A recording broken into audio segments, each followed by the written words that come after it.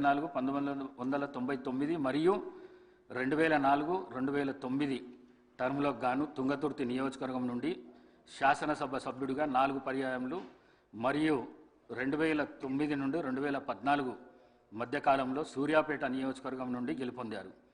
వీరు నేదురుమల్లి జనార్దన్ రెడ్డి గారి ప్రభుత్వంలో భూగర్భ జలవనరుల ఓడరేవులు మరియు ఇరిగేషన్ అభివృద్ధి శాఖ మంత్రిగా పనిచేశారు.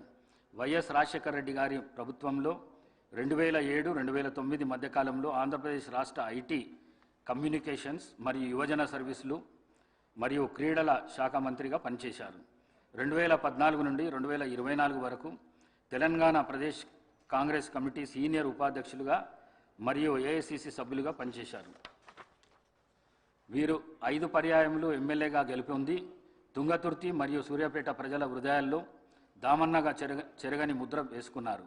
వీరు ఆయా శాసనసభ నియోజకవర్గాలకు ప్రాతినిధ్యం వహిస్తూ నిత్యం ప్రజలతో ఉంటూ ప్రజాసేవే పరమావధిగా అనేక అభివృద్ధి కార్యక్రమాలు చేపట్టి ప్రజల మన్ననలు పొందారు.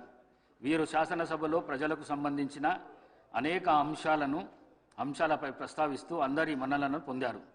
వీరు 73 సంవత్సరాల వయస్సులో 2025 అక్టోబర్ 1వ తేదీన పరమపదించారు. సంతాప ప్రతిపాదన. రంగారెడ్డి జిల్లాలోని చేవెళ్ల శాసనసభ నియోజకవర్గం మాజీ సభ్యులు శ్రీ కొండా లక్ష్మారెడ్డి గారి మృతి పట్ల ఈ సభ తీవ్ర సంతాపాన్ని వ్యక్తం చేస్తూ శోకాద్రులైన వారి కుటుంబ సభ్యులకు తన ప్రగాఢ సానుభూతిని తెలియజేస్తున్నది. శ్రీ కొండా లక్ష్మారెడ్డి గారు 1941 సంవత్సరంలో పెద్దమంగళారం గ్రామము, చేవెళ్ల తాలూకా, రంగారెడ్డి జిల్లాలో జన్మించారు. వీరు 1983-84 కాలానికి గాను చేవెళ్ల శాసనసభ నియోజకవర్గానికి ప్రాతినిధ్యం వహించారు.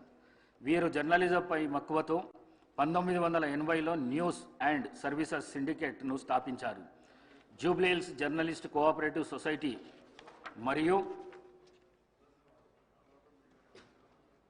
ప్రెస్ క్లబ్ ఆఫ్ హైదరాబాద్ అధ్యక్షులుగా పనిచేశారు. వీరి కుటుంబానికి రాజకీయ నేపథ్యం ఉంది. వీరి తాతగారు శ్రీ కొండా వెంకటరంగారెడ్డి గారు ఉమ్మడి ఆంధ్రప్రదేశ్ రాష్ట్ర ఉప ముఖ్యమంత్రిగా పనిచేశారు. వీరు ఎమ్మెల్యేగా గెలుపొంది చేవెళ్ల ప్రజల హృదయాల్లో చెరగని ముద్ర వేసుకున్నారు. వీరు చేవెళ్ల శాసనసభ నియోజకవర్గానికి ప్రాతినిధ్యం వహిస్తూ నిత్యం ప్రజలతో ఉంటూ ప్రజాసేవే పరమావధిగా అనేక అభివృద్ధి కార్యక్రమాలు చేపట్టి ప్రజల మన్ననలను పొందారు. వీరు శాసనసభలో ప్రజలకు సంబంధించిన అనేక అంశాలపై ప్రస్తావిస్తూ అందరి మన్ననలను పొందారు. వీరు ఏఐసిసి ప్రతినిధిగా, ఏపీ స్పోర్ట్స్ అథారిటీ అధ్యక్షులుగా మరియు గ్రీవెన్స్ సెల్స్ అధికార ప్రతినిధిగా పనిచేశారు. వీరు 84 సంవత్సరాల వయసులో 2025 అక్టోబర్ 13వ తేదీన పరమపదించారు. శ్రీ రామరెడ్డి దామోదర్ రెడ్డి మరియు కొండా లక్ష్మారెడ్డి గారుల ఆత్మకు శాంతి చేకూరేందుకు గాను 2 నిమిషాల పాటు మౌనం పాటిస్తాం.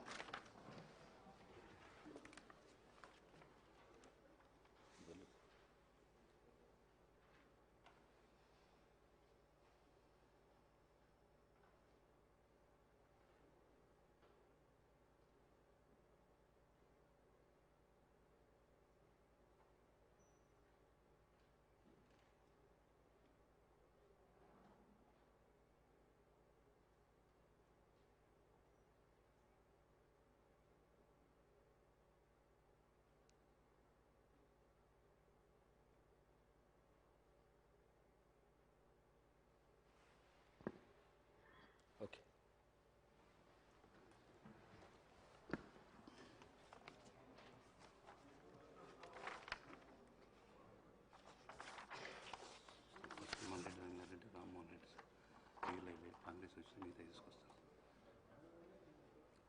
Short question sir.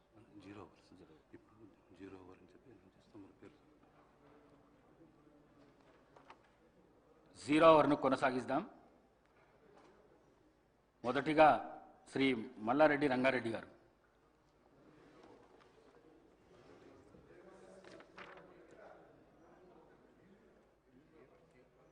Shri T Rammohan Reddy గారు.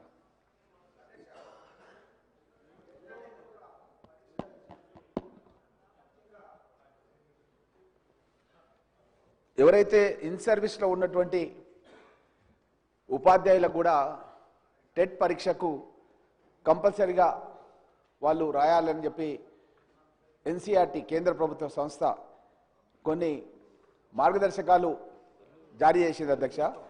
అయితే కొన్ని దశాబ్దాల కాలంగా ఉపాధ్యాయ వృత్తిలో సమసమాజ స్థాపన గురించి పనిచేస్తున్నటువంటి ఈ ఉపాధ్యాయులకు ఈ విధంగా టెట్ పరీక్ష కంపల్సరీ అని పెట్టడం అనేది కరెక్ట్ కాదు అధ్యక్ష. నేను మీ ద్వారా మన సభ ద్వారా తెలంగాణ శాసనసభ ద్వారా మనమంతా కూడా కేంద్రానికి ఒక లెటర్ రాసి ఎవరైతే ఉపాధ్యాయులుగా కొనసాగుతున్నారో వాళ్ళు ఇన్ సర్వీస్లో ఉన్నారో ఆ ఇన్ సర్వీస్లో ఉన్న ఉపాధ్యాయులకు టెట్ మినహాయింపు ఇవ్వాలని చెప్పి కోరుతూ అధ్యక్ష. ముఖ్యంగా ఏంటంటే ఒక సబ్జెక్ట్ టీచర్కి ఆ సబ్జెక్ట్తో సంబంధం లేకుండా వేరే సబ్జెక్ట్లో కూడా టెట్కు సంబంధించినటువంటి ఏదైతే ఎంట్రన్స్ పెడుతున్నారో ఎగ్జామ్ పెడుతున్నారో దాంట్లో వాళ్ళు ఆ యొక్క సిలబస్ని పొందుపరుస్తున్నారు అధ్యక్ష. ముఖ్యంగా మ్యాథ్స్ ఉపాధ్యాయుడు ఫిజికల్ సైన్స్ కూడా ఎగ్జామ్ రాయాలి. అదేవిధంగా బయోసైన్స్ ఉపాధ్యాయుడు మ్యాథ్స్ లేదా ఫిజికల్ సైన్స్ రాయాలి.